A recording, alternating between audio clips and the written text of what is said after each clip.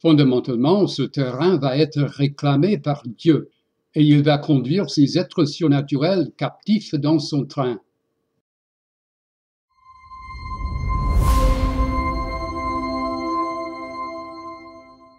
Moi, je pense qu'il y a dans cette scène une référence aux puissances des ténèbres qui pensent avoir gagné à la crucifixion. Cette idée vient de ma lecture du psaume 22, et je ne suis pas le seul qui pense de cette façon. Alors, jetons un coup d'œil au psaume 22. Fermons certaines de ces fenêtres qui sont un peu distrayantes à ce stade. Voici le psaume 22. C'est le célèbre psaume qui contient des images de souffrance de crucifixion. Une partie du psaume se lit comme suit. Une multitude de taureaux m'entourent. Des bêtes de Bashan me cernent. Ils ouvrent contre moi leur bouche comme un lion qui déchiquette et rugit. Je me répands comme de l'eau, et tous mes os se disloquent. Mon cœur est comme de la cire. Ils fondent au milieu de mes entrailles. Ma force se dessèche comme l'argile, et ma langue s'attache à mon palais. Tu me réduis à la poussière de la mort. Pendant des siècles, les chrétiens ont reconnu qu'il s'agit d'images de crucifixion et le Nouveau Testament cite ce passage ci et là. Cependant, beaucoup trouvent étrange que le psaume fasse référence aux taureaux de Bashan. J'explique ce phénomène dans mon livre The Unseen Realm. Certains pourraient contredire. Mais non, ce n'est pas vraiment une référence à des êtres surnaturels. La mention des taureaux de Bashan ressemble à la mention des vaches de Bashan dans Amos 4, verset 1, une référence péjorative aux femmes riches qui maltraitent les pauvres. Mais il se passe ici beaucoup plus de choses que dans Amos 4.1. Il s'agit d'une référence à la pratique d'adorer le dieu cananéen Baal tel que décrit l'Ancien Testament. Les érudites ont noté, dans la mythologie ougaritique et dans l'iconographie cananéenne, le veau était associé à Baal. Plus tard, Jéroboam Ier érigera à Bethel et à Haï des veaux d'or qu'il associa au culte de Yahvé. Il a corrompu le culte de Yahvé. Le prophète Osée a condamné, je cite, la fabrication d'images d'argent et le culte d'images de veaux. Fin de citation. Le livre d'Osée, chapitre 13, condamne le culte de Baal en Israël. Rick Hess, qui connaît très bien l'archéologie de l'époque, écrivant dans son livre Israelite Religions, les religions d'Israël, explique l'association entre Baal et les vaches et les taureaux. Mais je pense que ce qui se passe ici est un peu plus littéraire que cela. Le Dictionary of Deities and Demons in the Bible dit ceci, je cite, « L'indication géographique de Bashan fonctionne comme la représentation de la demeure divine dans le psaume 68. » Fin de citation. Souvenez-vous que les montagnes de Bashan étaient rivales du mont Sinaï.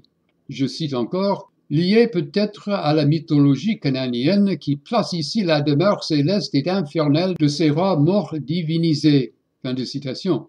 Ce sont les Rephaïm dont nous avons parlé dans notre précédente période de classe sur l'épisode de Césarée de Philippe. Césarée de Philippe est située au nord de la région de Bashan, où les Cananéens pensaient que les portes des morts se trouvaient, tout comme d'autres religions. Ceci est enraciné dans l'érudition. Je cite, « La tradition géographique biblique s'accorde avec les données mythologiques et culturelles des textes ougaritiques. » Fin de citation. Et je ne vais pas lire toute cette section ici, mais elle mentionne le roi Og, l'un des survivants parmi les Rephaïm, et ainsi de suite. Je cite encore, « Pour les Cananéens d'Ougarit, la région de Bashan, ou une partie de celle-ci, représentait clairement l'enfer, la demeure céleste et infernale de leur roi mort divinisé. » Fin de citation. Je n'invente pas cela.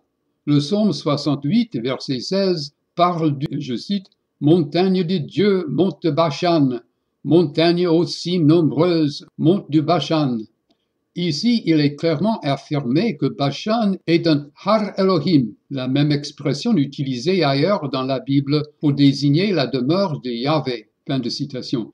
Le psaume 68, verset 17, parle des montagnes aussi nombreuses, qui inclut le mont Hermon, la montagne qu'il a plu à Dieu d'habiter. Le Seigneur n'en fera pas moins sa demeure à jamais.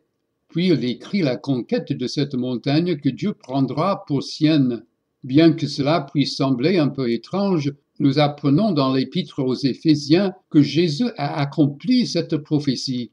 Dans Éphésiens chapitre 4, Paul cite le psaume 68, le verset 19, sur la conquête des êtres surnaturels, citant ce verset sur la conquête de Bachan. Je cite, « Tu es monté sur la hauteur, tu as emmené des captifs, tu as prélevé des dons parmi les humains. » Fin de citation.